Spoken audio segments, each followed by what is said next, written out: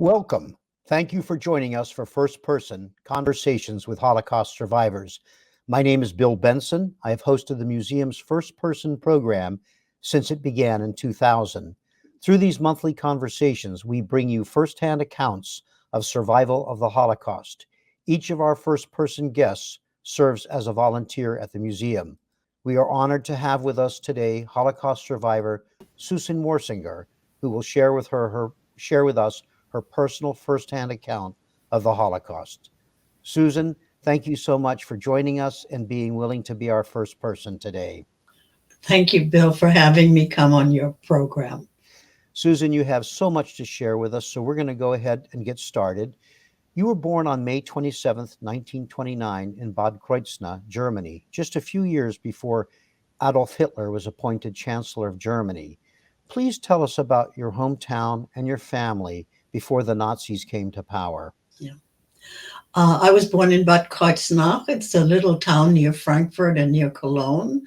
And it was a very small town, but it was beautiful. It was surrounded by mountains and had many grapes growing all over and many vineyards.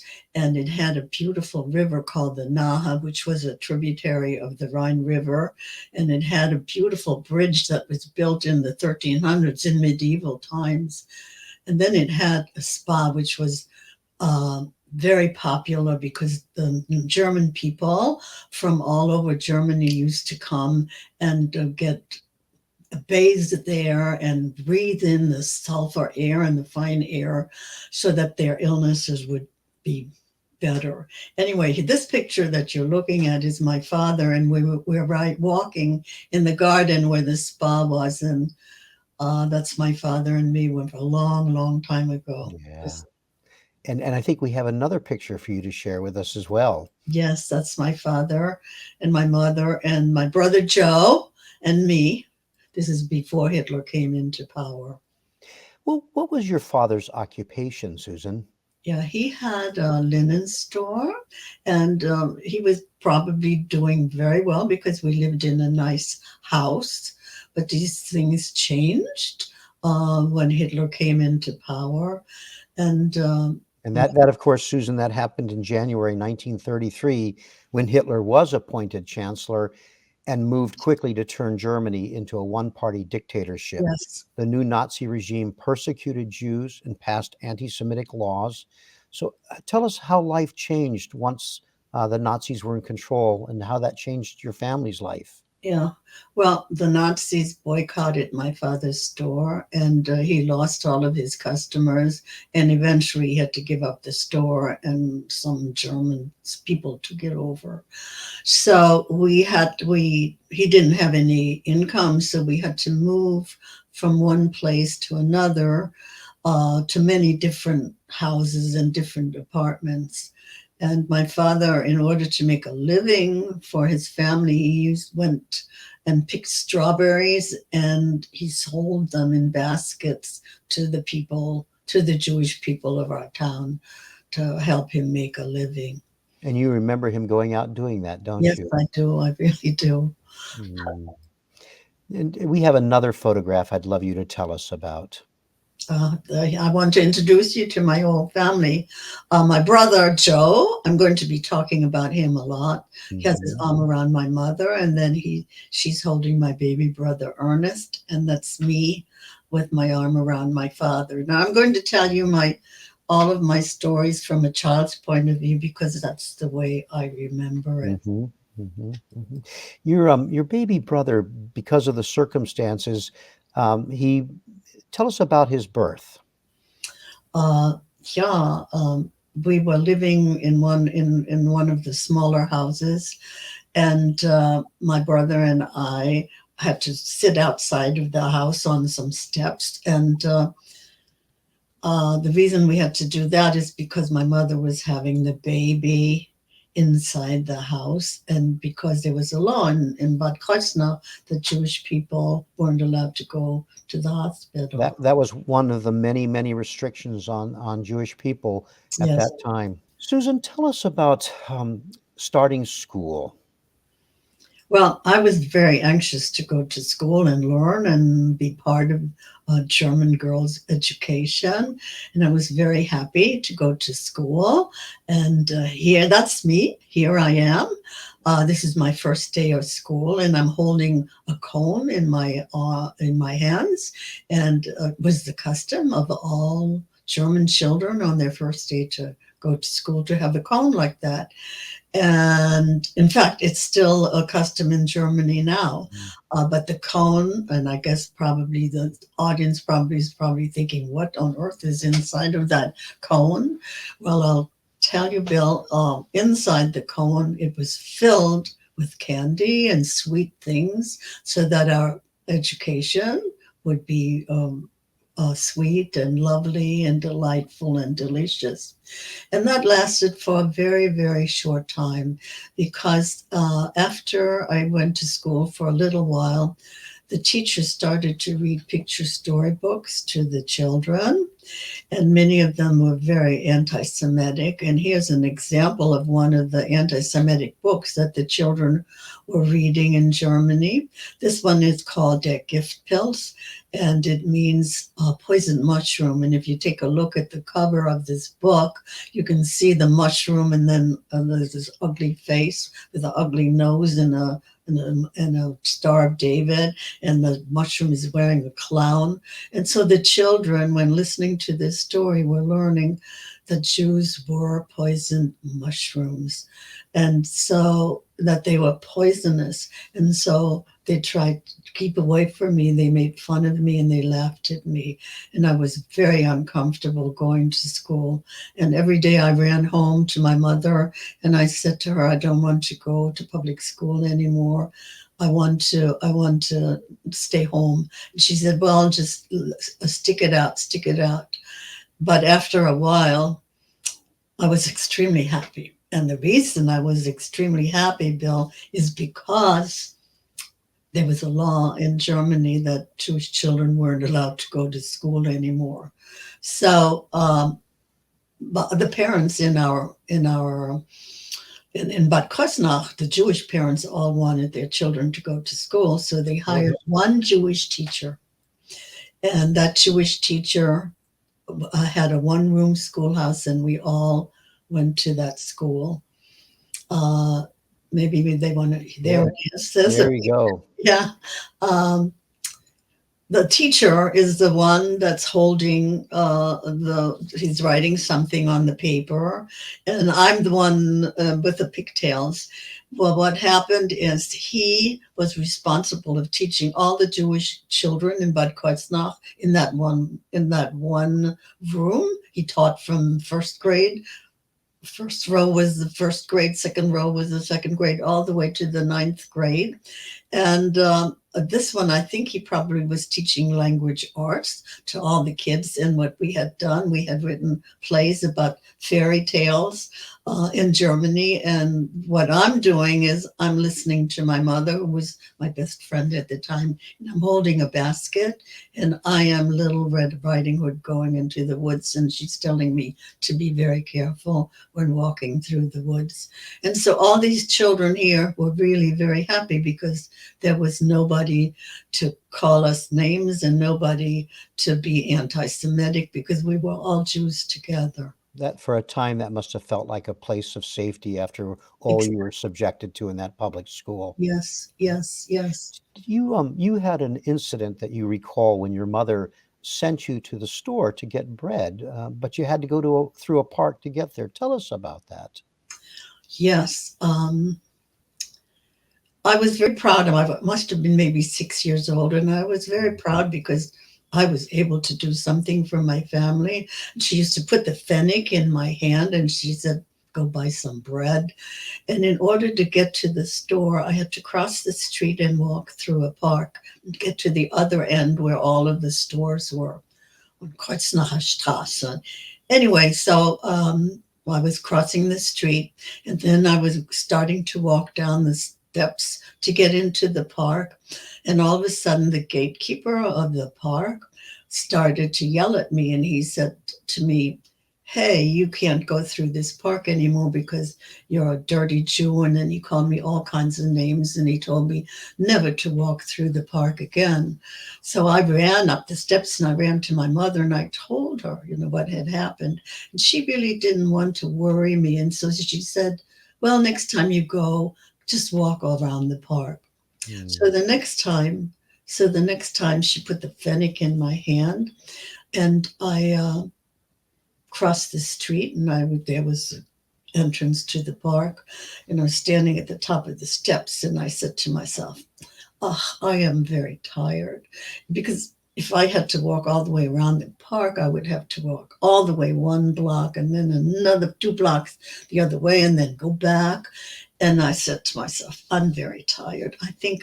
And I think you probably already know what I was doing. I did go down those steps. And so, of course, the gatekeeper came and he started to scream at me the same horrible words, but he also threw rocks at me, the rocks that were in the park. But the bad part of it was that he had his daughter and she was watching him, and he was her role model. And so she must have said to herself, well, if that's what what my father does, I'm supposed to do that too.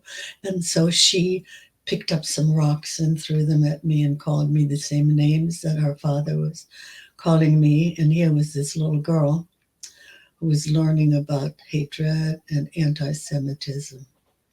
And What I never walked through that park again. what a just a horrible thing for a little child to have to experience that, along with the other things you've described. Susan, this brings us to early November 1938. On the night of November 9th through 10th, 1938, the Nazi regime coordinated a wave of violent attacks targeting Jewish people in Nazi Germany. These events became known as Kristallnacht, or the Night of Broken Glass, because of the shattered glass on the streets after the vandalism and destruction of Jewish-owned businesses, synagogues, and homes. You were just 9 years old. What do you remember of Kristallnacht? Yeah, I remember that night very clearly because my mother's birthday was going to be the next day. Her birthday was on November the 10th. And my brother Joe and I, we were sleeping in our bedroom or ready to go to sleep. Must have been maybe 11 o'clock, something like that. And all of a sudden, some bricks and rocks were being thrown through our window. And my brother Joe is much braver than I am. I know I covered myself up because I was scared. But he went to the window and he lifted himself up and he said to me, Susie, it is our neighbors that are throwing the rocks through the window, and the civil policeman who was standing at the edge of the crowd like this, and he didn't do anything to stop the crowd from throwing the bricks and rocks through the window. So my brother and I were very frightened. We ran across the hall to our parents' bedroom, and the bricks and rocks were being thrown through their window also. And my baby brother, they called him Ernst, which was the German name for Ernest. Mhm. And he was laying in a bassinet right near the window.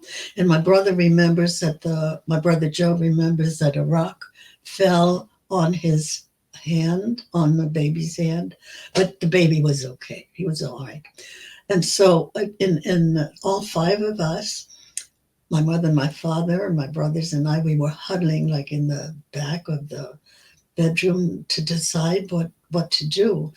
And just then, the people had uprooted a lamppost from outside, which was called Adolf Hitler Platz, and they smashed the lamppost throughout. Like a battering ram right through your door. Yes, exactly. Mm. They smashed it through our front door, and the glass was beautiful colored. It was purple and gray. No, not gray. Orange and green and red, and it was strewn all over the floor, and so we were really very frightened then. Mm. And so my father decided that we should go and hide up in the attic. I'm just telling you, we lived on the first floor of the house, and the rabbis of the town, the one rabbi we had in the town was living on the second floor, and on the third floor, a non-Jewish family, and on the fourth floor was an attic. And so my father thought that it would be best for us to go and hide up in the attic. And so when we got up to the attic, the rabbi's family was already in the attic, but the rabbi wasn't there. So I looked out, there was a little window, and I looked out the window, and I saw the rabbi standing on his veranda, and the two SS officers, maybe, I don't know, or soldiers, German, I don't remember exactly what they were, but they were holding him by the arm, and another one came along and cut off his beard. And then later on, I found out that they sent him to jail, and that because he was Jewish. And then I found out that all the men in Bad Kreuznach, in our town, I had to go to jail because they were Jewish. And then I found out that they when the people were with people, our neighbors had gone into our apartment, they had ransacked some of the things that we owned, but they really damaged the rabbi's apartment, and they took some of his artifacts and looted some of his things. And then I found out that they did that to everybody in Bad Kreuznach, anybody who was there was a Jewish family. And on that single night, across Germany, some 300 synagogues were burned in that night. Yeah, Susan, exactly. Our synagogue, that's what I found out. Yeah. Our synagogue was also burned. We had one. One out of 300. I'm glad you brought that up, yes. And what do you remember about hiding in the attic? Well, we were children, and the rabbi had children. He had 3 boys and a girl. And I don't know what my baby brother did, but I think they told me later on that the people who lived on the 3rd floor that were not Jewish, they gave my mother some milk to give to the baby. But otherwise, they pretended whatever was going on, they didn't have anything to do with it. So we were playing, it was November, and they were apples that were stored. We had stored apples in the attic. And so we ate them, and we played with them. We played ball with them, and we used it for an abacai. We counted with them and did math problems. And we were children, so I don't remember it being such a horrible experience being up there, but I'm sure the adults knew that was going to be the end of our wanting to stay in June. The parents had to have been just completely terrified by that. What you've just described and the events leading up to Kristallnacht, all of those events forced your parents to rethink your family's safety in Germany. What did they decide they needed to do? Yeah, well, at the beginning, before Kristallnacht, my mother always wanted to come to the United States. And my father, I guess he wasn't that anxious to go, for the simple reason he probably thought that, Hitler's going to blow over and he's going to get his store back. But after Kristallnacht, the night of the broken glass, every Jewish person in Germany wanted to get out because they knew that more horrible things were going to come and that Hitler was not going to blow over. So everybody tried to find a way to get out. And so, but all of the countries had a quota, a very large quota, and it was the quota was it was very impossible to get on the list. Because the quotas were so small, it was so difficult. Yeah, that's what I'm going. Yeah, it was so small. So my father had heard of a woman that was smuggling children across the border into France. And Bad Kreuznach isn't too far from the border of France. And so my father found out about her. I don't know how he found out about her. So what she was saying, she would smuggle my brother and me across the border and bring us to France. And she would pretend that we were going to be her children, that we were French children.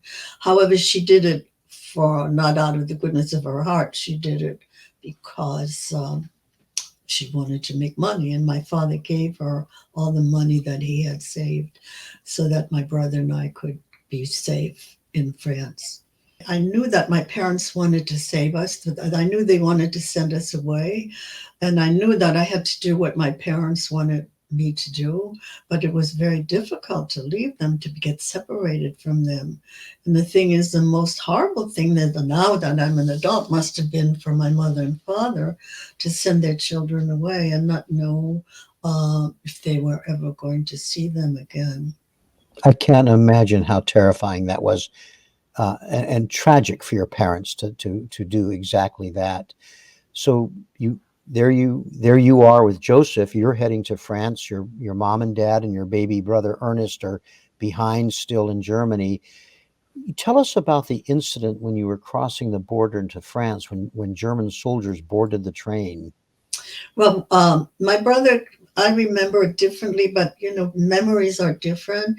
And my brother said that he went before I did, a week or two before I did. But I remember the two of us going together. So, it's been over 80 years since all of that happened.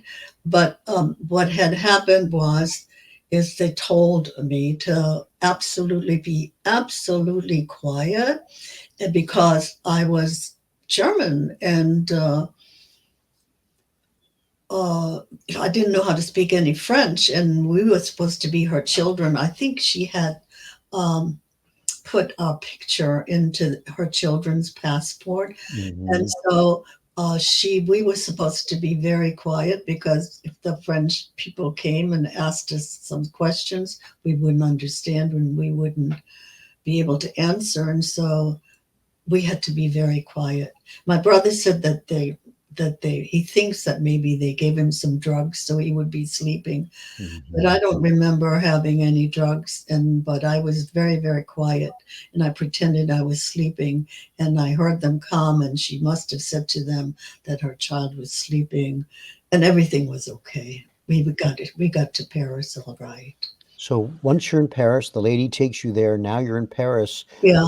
What happened when you got to Paris? Yeah, we had a fourth cousin, and he lived in a nice apartment in Paris, and we stayed in his apartment, but he had to go to work, and he had told us to stay in the apartment until he got home from work. But my brother is always braver than I am, and he was curious, and he snuck out of the apartment and he ran all over Paris and looked at all of the sites. And then he came back to the apartment before the fourth cousin came back.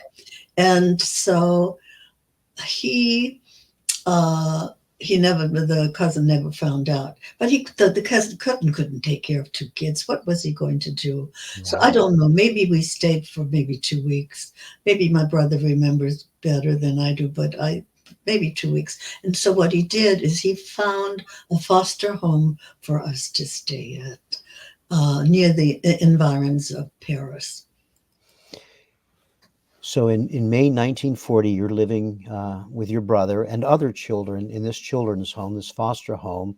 And then in May 1940, when Germany invaded France, you, your brother, and the other children in the home, and hundreds of thousands of others had to flee Paris.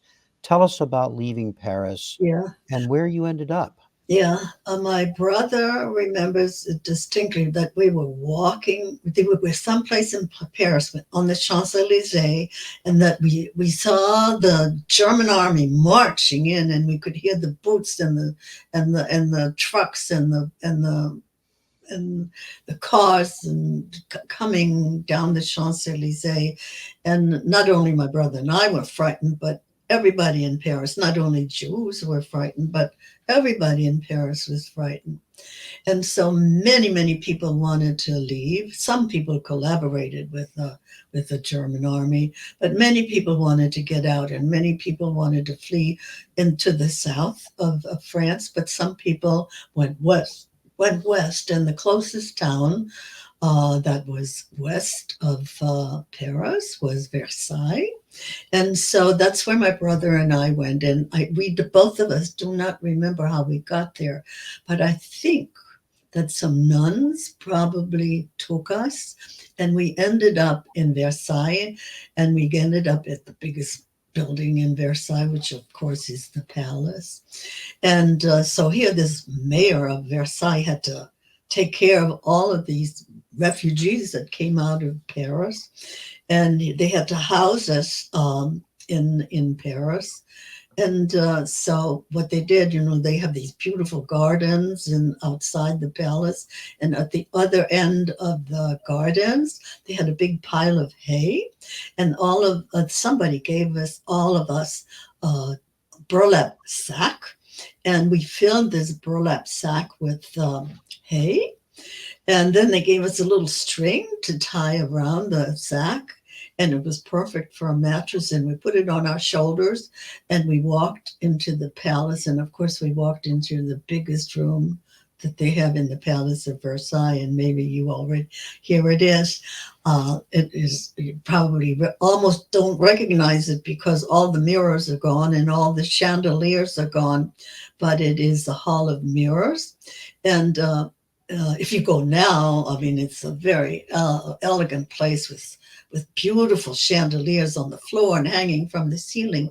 But at that time, they must have, the people who were taking care of the palace must have hidden all of the chandeliers in the basement. So maybe they were worrying that the Germans might, when the army came, that the Germans might destroy them or steal them. So anyway, this room was tremendous. And so what we did, we put our mattresses that were made out of straw along each side, and then some of us were also in the middle, and we had a place to sleep in that Hall of Mirrors. It's easy to imagine, at least I can imagine this room, this picture, covered by refugees, you, your brother, and many, many others lying on your burlap hay-filled bags Yes.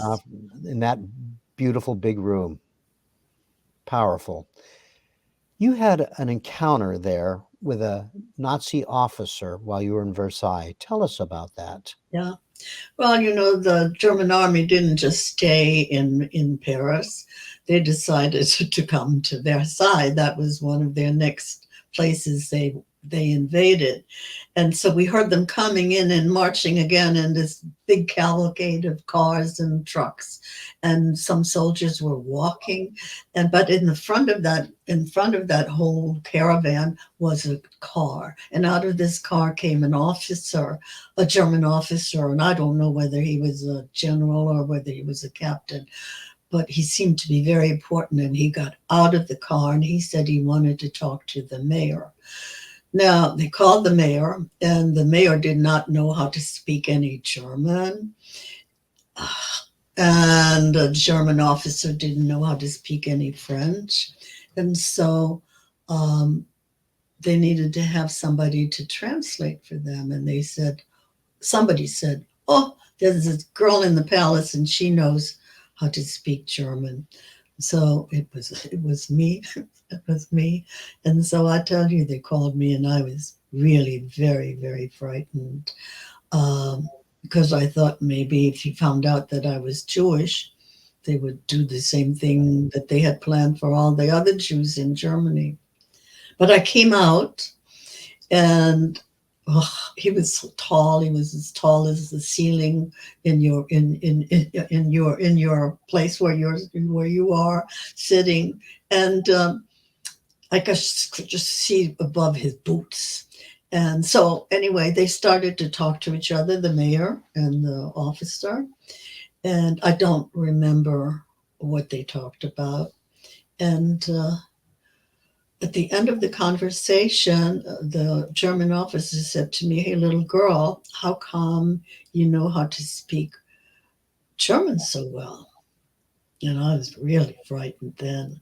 And so I said to him, oh, the French schools are very good. And I learned how to speak German in the French schools. Susan, a couple of times you've talked about how brave Joseph was. I think you've matched him in bravery for doing that, and for quick thinking. That's an extraordinary thing that you did there. So, Susan, at this time that you're describing, southeastern France remained unoccupied. It was governed by a French collaborationist government known as Vichy France. You and your brother fled from Versailles and fled south. How were you able to make this journey, and where did you find shelter Yeah. after leaving Versailles? Now, both of us really can't quite remember how we got from Versailles to Vichy, but we did end up in Vichy. I remember walking around and drinking some of that water they had in the fountains. And then we got to a place called Provernay, which is a little village near Vichy. And there was a castle, an old castle that the OSE, Au Secours des Enfants, an agency which was wonderful to lost Jewish children at that time. And here's that castle. You can see it. My brother and I are not on this picture. Those are the younger kids somehow, but that's the only picture that I have. And there was called, it was the Chateau de Morel. And there we were, and with all these lost children that were all over France. And this time we were only with Jewish children. And everything was fine there because we were in the unoccupied zone. And one of the things that we had to do every day was to write to our parents. And this is something that I was looking forward to, is to write to them. And because we were worrying about what had happened to them, because we had heard stories. Now this is like in the beginning of 1941, and we hadn't heard about all the atrocities that happened after 1941, but we weren't quite sure where my parents were and what had happened to them. And so we were there, and we were with the kids, and we didn't have that much food, but we had enough things to eat. And you were writing letters to your parents, but were they able to write back at all? No, we didn't hear from them. No, Nothing. we didn't know. Do you remember what that was like for you? And that must have been just so sad and Yeah, scary. yeah. I wanted to hear from them. Yeah, That was my main thing, is what had happened to them. And I right. wanted to be with my mother and father, and of course my baby brother Ernst. And while you were at this home, the chateau, um, tell us about the education that you were getting there. Oh, yes. By that time we knew how to speak French already, because when we were in the foster home, we went to school and we had to learn, and nobody spoke any German, so we were little kids and we learned it very quickly. And so the village had a school for the village kids, but they didn't want the children from the chateau to be mixed with their children. And so they gave us a special teacher, again in a one-room house, and all the kids from the Chateau de Morel went to that one room, and we learned. I have a cahier du jour where we learned how to do math problems, and I had to write them in. And we learned geography, and he was a wonderful teacher. And the thing that I remember the most is that, in France, the kids go to school on Saturday, but not on Thursday. Thursday and Sunday is their day off. Mhm. And so we have to go to school on Saturday. But he was so very understanding, because we were Orthodox, and the Orthodox Jewish people, they don't write and they don't work on Saturday. And so, but we did walk to school, but he always gave us lessons so that we didn't have to write anything. And he was a very good teacher. Here you are in this children's home in southern France, not knowing anything about the fate of the rest of your family. You hadn't heard back. But after about a year in the home, one day the headmistress calls you in to see her. What did she want to say to you? Yeah, I didn't know why she wanted to talk to me, because usually you have to go and see her because you've been bad or something. And I was always a very good child, and I never did anything wrong. So I walked up this staircase out of marble and held on to the wooden banister, this ancient wooden banister, and I was shivering and I was frightened. And so I got inside her office, and she said to me, Susie, you are going to go to the United States. Mm.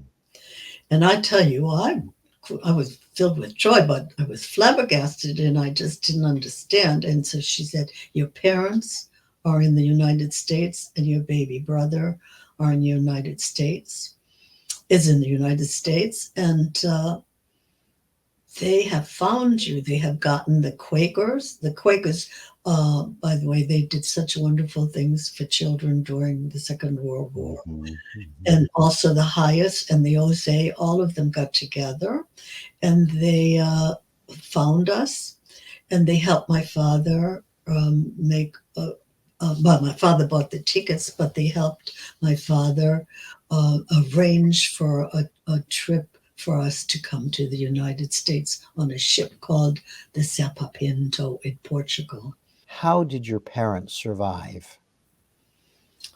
That's a very good question. They must have been horribly upset because they didn't know where we were. Right. But so, how did my parents get over here to the United States? I'll answer that question. And what happened is my father had a cousin who lived in the Bronx, and she had a pickle factory. And in the United States, you could get affidavits if you had somebody that promised that you would not be a burden to the United States and that they would cover the immigrants' expenses. And so this cousin, her name was Ann Gorston, and she wrote the affidavits, and she said that she would be responsible. But I guess at the time, the amount of affidavits that she had was just good enough for one person to come. Mhm. So my parents must have had to decide which one was going to come. And so they decided that my father should come because if he came, he could start to work and then somehow it'd be easier for him to get my mother over here. And so that's exactly what happened. He came to the United States in I think at the end of 1940 or 41. And then he worked and then he got my mother and my baby brother's affidavits to come to the United States. And so then that's when they started to try to find us. We can only imagine what it was like for your mother. Her one daughter and one son are gone, and her husband is gone to the United States, and so it's just your mother and your little baby brother still in Germany. That must have been just an extremely difficult time for her. So once you found out that you were going to join them in the United States, tell us about your journey out of France to the United States. What was that like, and how did it happen? Yeah. Well, the first thing was we had to get out of Provernay, and we took a train to Marseille, which is in the southern part of France. And there we stayed for a few days, and I'm not sure what happened there. But there were a lot of places that were taking refugees were all over in Marseille. But somehow or other, we got together with many children and we got on a train, and the train took us over the Pyrenees through Spain. And I remember we were in Madrid. We were in a bus in Madrid, and then somehow we got to Portugal, and then we got on the boat that was in Lisbon, and the boat was called the Serpa Pinto. And I found this out later. We went with 50 children. They were all in the hull. We all were in the hull of the ship. It was a cruise ship, but much smaller, not like anything they have now. And the thing is, these 50 kids, later now, I found this out since I worked at the United States Holocaust Memorial Museum, that Eleanor Roosevelt was responsible for getting all of these children to come to save these children. And somehow, evidently, maybe 4 children were not able to get onto the group. And so they put my brother and me and 2 other children onto this transport. And so what we did is we all slept in bunks in that one room, all 50 of us. And it took 14 days to get We, across. we have an image for you to tell us about. Ah, yes. Oh, yes. This was a tag. Everybody had to wear this tag. And it said who we were. It said my name is Susie Hilsengard, and then it said I'm going on the SS Sapapinto, and then I'm leaving from Lisbon, and then I'm going to New York. And everybody, all the 50 kids, had to wear this tag, and it looks like it's pretty worn out because we had to wear it every day. But it's at the United States Holocaust Memorial Museum, and it was in one of the exhibits when it first opened up. Yeah, so the trip took 14 days. And then, of course, after those 14 days, you're about to go into New York City. You have to share that with us. Yeah, I do have to share that with you. I really would like to talk about this. Yeah. Well, one evening they told us that we should get up early the next morning. And because at 6 o'clock we were going to pass the Statue of Liberty. I'm going to get emotional. I can feel it already. I'm sorry. You're getting me emotional, so I think that's completely appropriate. Well, anyway, my brother always gets emotional about this too. Anyway, at 6 o'clock, the kids all were up much earlier. And I think my brother probably was up at 5 o'clock up there. And so when we got up there was this horrible fog, and you couldn't see your hand in front of your face. And so we were all really disappointed.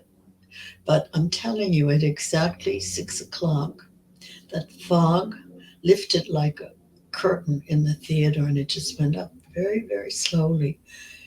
And the very first thing we saw the bottom of the statue, because it was 6 o'clock and that curtain was rising very slowly, and slowly we saw her body, and then we saw their head, and then we saw the entire Statue of Liberty, and all the children were excited. And of course, my brother and I were extremely excited because, first of all, we were going to see our parents. And then we knew that we were going to go to a society where there was a democracy, and where we were going to not have anybody call us a dirty Jew, or where there was no discrimination against Jewish people. And yet your ordeal was not quite over at that Yes. point. Tell us, you got delayed. Tell us about that. Yeah, we did. We did get delayed. When we got to the port in New York, all the passengers of the ship got off the ship, but somehow or other, they had some medical people coming on board to check out to see if the children had some kind of a communicable disease. Oh, this is a picture of us coming into the port. Can you show where I am? Yes, the circle is me, and the other one is my brother. This was in a newspaper in New York when we first came here. It was on September the 24th. That's a tremendous photograph. That really is. Yeah, I think so. It was on September the 24th, 1941. Yeah. Anyway, these medical people came on board, and they checked out all the children.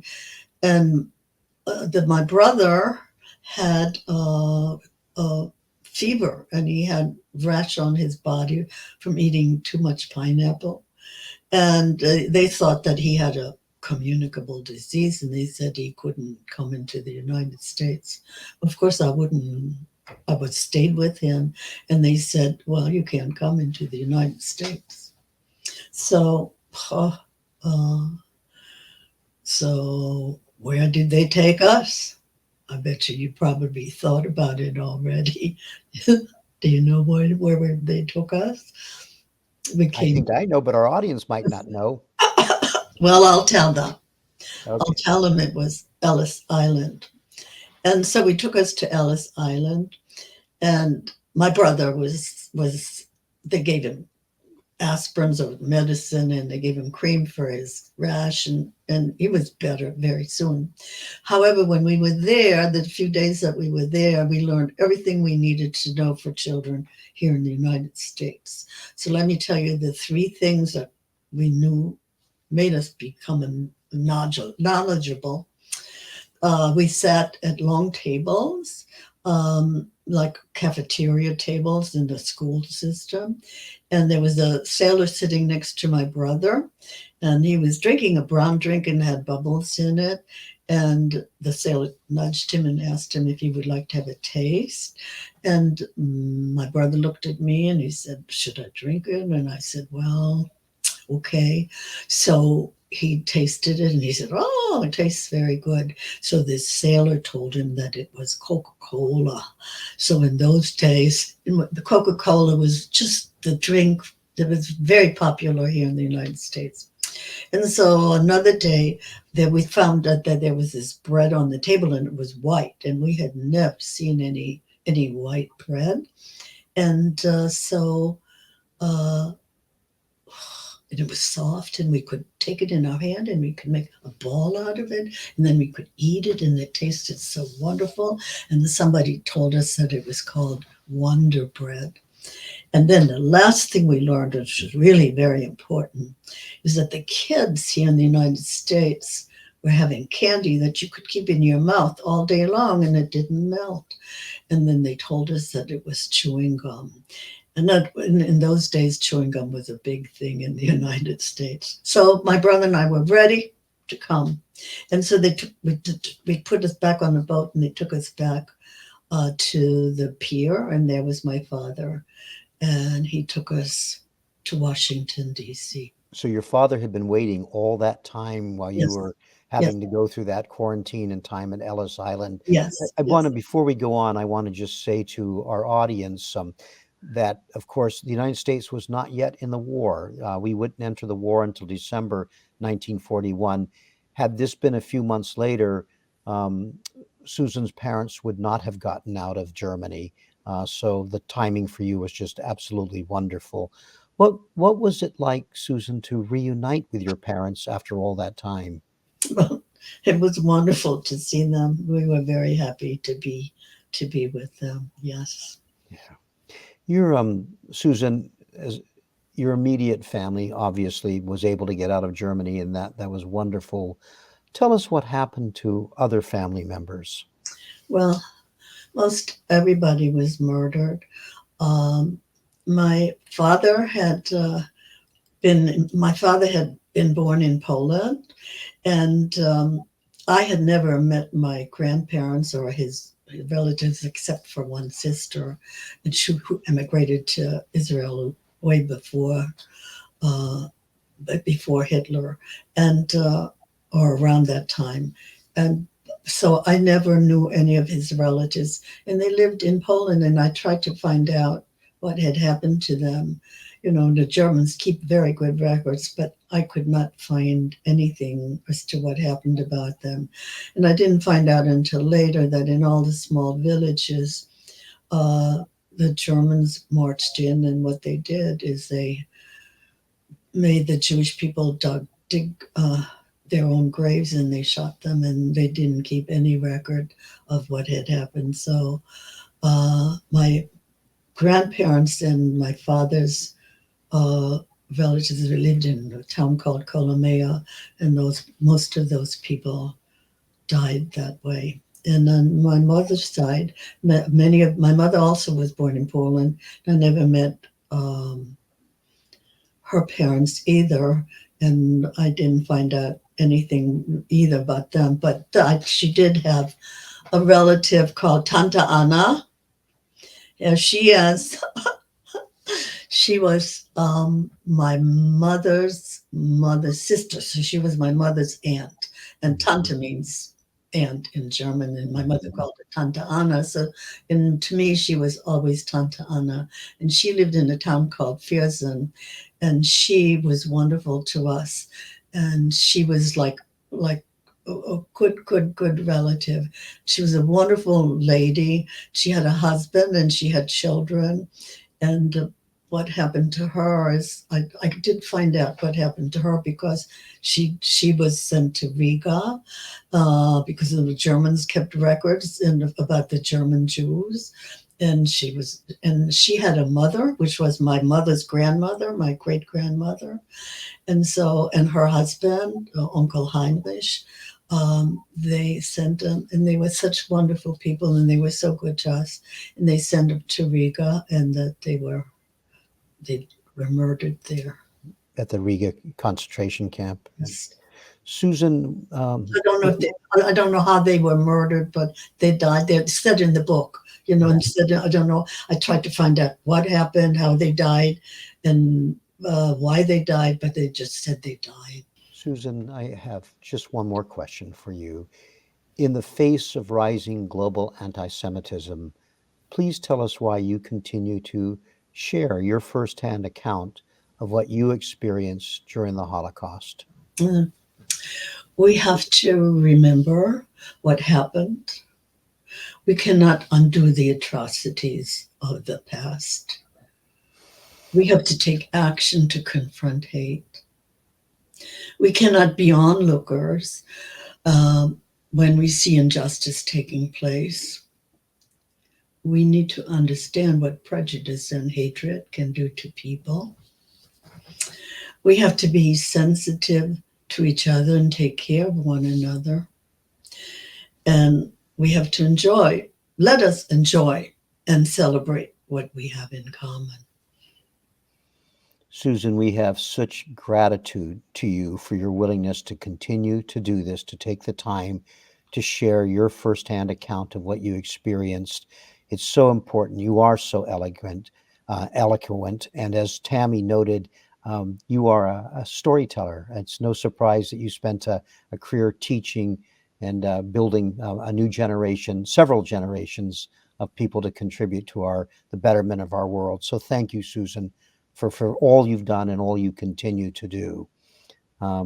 We look forward to your next time with us on the First Person program. Thank you for having me, Bill.